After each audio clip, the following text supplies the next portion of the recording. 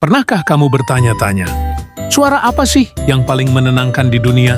Buat pecinta kucing, jawabannya pasti satu, suara dengkuran. Tapi, tahu nggak sih, ternyata kucing mendengkur bukan cuma karena mereka lagi bahagia dipeluk loh. Kucing mulai mendengkur sejak beberapa hari setelah lahir. Ini cara mereka berkomunikasi sama induknya kalau mereka baik-baik saja dan butuh susu. Lucu kan? Seiring dewasa, dengkuran jadi punya banyak arti. Ya, memang bisa berarti mereka lagi santai dan nyaman. Tapi yang bikin kaget, kucing juga mendengkur saat mereka merasa takut, sakit, atau bahkan saat mau melahirkan. Para ahli percaya, getaran frekuensi rendah dari dengkuran ini punya efek penyembuhan, mirip terapi.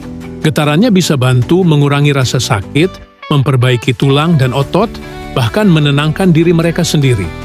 Jadi, dengkuran itu semacam self-healing super canggih.